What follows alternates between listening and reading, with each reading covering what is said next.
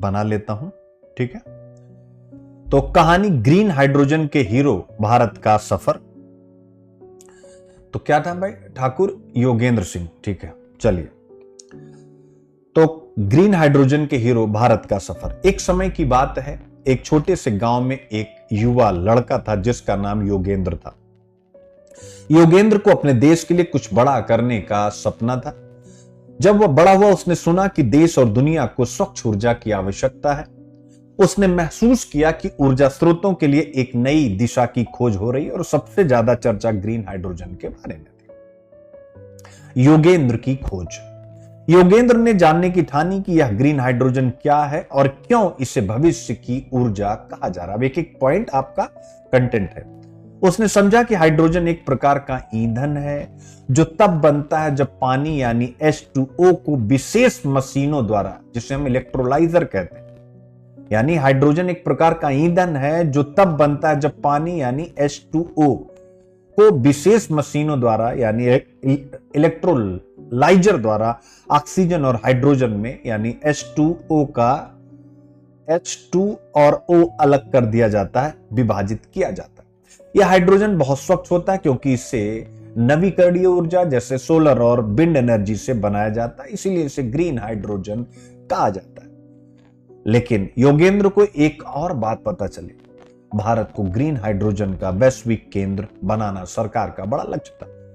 भारत ने 2022 में green hydrogen नीति और 2023 में यानी 2023 में राष्ट्रीय ग्रीन हाइड्रोजन मिशन की शुरुआत की, जिसका उद्देश्य था कि 2030 तक Bharat 5 million tonne green hydrogen उत्पादन कर सके और दुनिया में इसका निर्यात कर सके। योगेंद्र के गांव में चुनौतियां थी।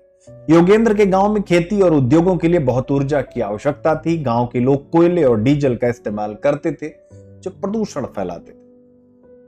योगेंद्र ने सोचा कि अगर गांव में ग्रीन हाइड्रोजन का उपयोग शुरू हो तो गांव की हवा साफ हो जाएगी और स्वास्थ्य बेहतर होगा। लेकिन योगेंद्र को यह भी समझ आया कि यह काम इतना आसान है नहीं।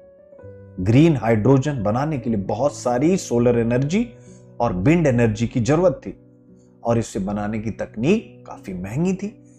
इसके अलावा गांव में इतनी बिजली पहुंचाने के लिए इंफ्रास्ट्रक्चर यानी पर्याप्त अवसंरचना भी नहीं थी, बिजली ग्रिड वगैरह।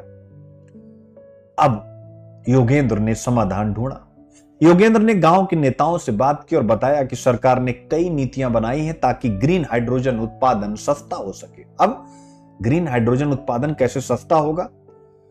उसने बताया कि सरकार ने प्रोडक्शन लिंक्ड इंसेंटिव यानी PLI योजना, इलेक्ट्रोलाइजर बनाने के लिए प्रोत्साहन योजना और वायबिलिटी गैप फंडिंग जैसी योजनाएं शुरू की। 2 याद रखिएगा, इलेक्ट्रोलाइजर बनाने के लिए PLI और दूसरा वायबिलिटी गैप फंडिंग जो मैंने आपको बता दिया। इससे ग्रीन हाइड्रोजन उत्पादन की लागत कम हो जाएगी। योगेंद्र ने यह भी सुझाव दिया कि गांव में ज्यादा सौर ऊर्जा और पवन ऊर्जा के संयंत्र लगाए जाएं ताकि अधिक से अधिक ग्रीन हाइड्रोजन बनाया जा सके। अगर गांव अतिरिक्त बिजली पैदा करता है तो वह इसे बाजार में बेच सकता है, जिससे गांव की आय बढ़ेगी।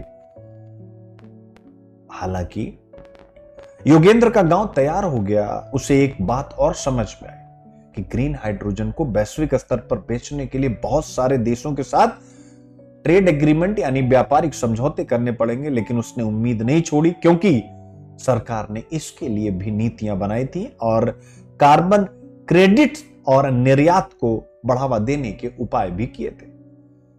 योगेंद्र ने अपने गांव के लोगों को समझाया कि ग्रीन हाइड्रोजन के लिए अभी बहुत सी चुनौतियां हैं।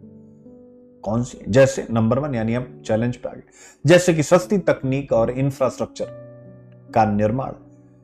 2, लेकिन उसने आगे कहा कि अगर हम मिलकर काम करेंगे तो भारत न केवल अपने गांव को बल्कि पूरे देश को ग्रीन हाइड्रोजन का वैश्विक केंद्र बना पाएगा।